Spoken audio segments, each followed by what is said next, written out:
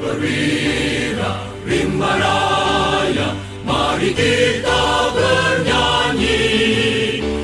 Jenderal Kementerian Kehutanan dalam hal ini diwakili oleh staf ahli menteri, Bapak yang saya hormati penasihat utama menteri, Bapak Dr. Bambang Indroyono, Bapak Dr. Bambang Subianto, dan memikirkan masa depan kehutanan. Ini alhamdulillah sangat bangga sekali.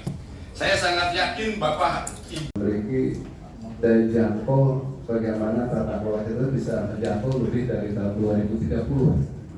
Karena Indonesia Emas saja sudah didesain sampai 2045, maka tantangannya kita bersama menyiapkan tata kelola ini secara baik. Paling tidak kami mencatat sekarang satu tata kelola yang berbasis sains itu paling tidak memiliki 5 karakteristik, di mana dia harus berdasarkan data dan kemudian harus adaptif dan fleksibel terhadap perubahan, transparan dan terbuka untuk ditinjau kembali dan dokumennya akan disampaikan.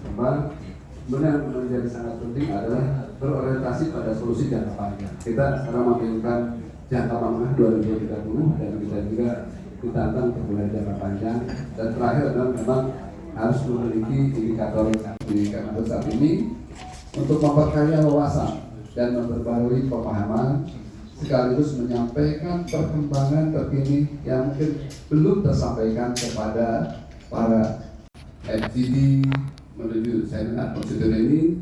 Mudah-mudahan diberikan saran dan kita bisa menghasilkan hasil FGD ini untuk lebih matang menuju nanti event yang akhir kita di bulan Juli 2020. Kami tutup dengan Bismillahirrahmanirrahim. Baik Bapak Ibu, tahun 45 itu kondisi sekarang ini seperti apa? Mohon izin Pak Bambang Indroyono, ini saya data Bapak saya pakai. Terus ya, dari data terkini sengaja kami data sampaikan. Tadi alarm ceceng kan mulai terkini. Nah, terkini ya tadi itu hanya beberapa data penting. Nanti ada waktu kami dalam proses revisi. Jadi mungkin saya kira apresiasi ditemukan. Nah sekarang banyak orang terutama orang Indonesia bisa ngatasi dari hutan. Berbuat jahat kepada manusia di mana kita tidak tahu, tidak minta maaf dan sebagainya, nanti kita akan diminta bertanggungjawab. sebenarnya ini bukan subsektor kehutanan ya, perkebunan, tetapi idenya dari kita, dari kehutanan punya ide untuk membangun kelapa sawit, perkebunan kelapa sawit. Ada lebih mulai dari keberhasilan pengukuran RHR itu baru dari prosentase tumbuh tanaman. Ada memang data di wilayah misalnya Kalimantan, dulunya kiri kanan jalan tidak ada tanaman, setelah rehabilitasi ternyata relevansinya lagi dibatasin. Jadi kayu yang harusnya kita jual dengan harga lebih dari $1.000 diproses tambah biaya, harganya turun. Itu terjadi, sehingga saya bilang kebijakan ekspor log, kebijakan ekspor soft timber, kebijakan pelarangan luas penampungan. Tidak usah ditebak, tapi gua ganti kata dia.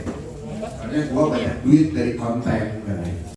Markas Sota Baliraja itu dan kami laporkan juga ke pusat hasil kita ini.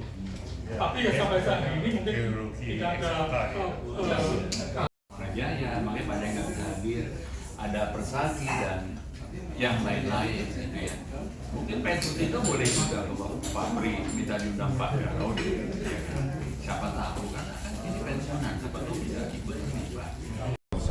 Nah, untuk menyiapkan itu sebenarnya kita punya usul, sebenarnya perlunya melakukan evaluasi juga. Mohon maaf ya teman-teman perhutani ya.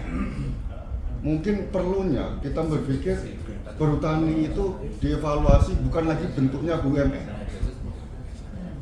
Selama itu bentuknya BUMN, siapapun direkturnya pasti akan mengejar keuntungan. Dan untuk mengejar keuntungan itu adalah akan memperkosa kawasan. Masih banyak saya yakin ide-ide, gagasan, pendapat, pandangan dari Bapak Ibu sekalian yang ingin disampaikan tapi belum tertampung. Tapi semua kami hargai sebagai satu pengkayaan ya atau enrichment terhadap materi, meskipun tanpa santun tetap kita pegang begitu ya. Tapi saya pikir kita sangat interaktif dan budaya seperti ini saya kira kita perlu biasa.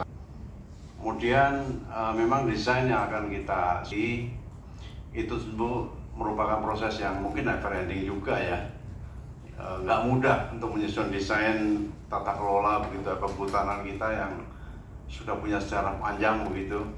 Namun ya kita harus optimistik begitu.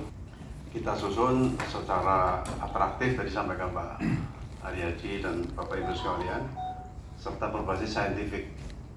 Bapak Mahindroyono selalu menekankan ya, scientific base.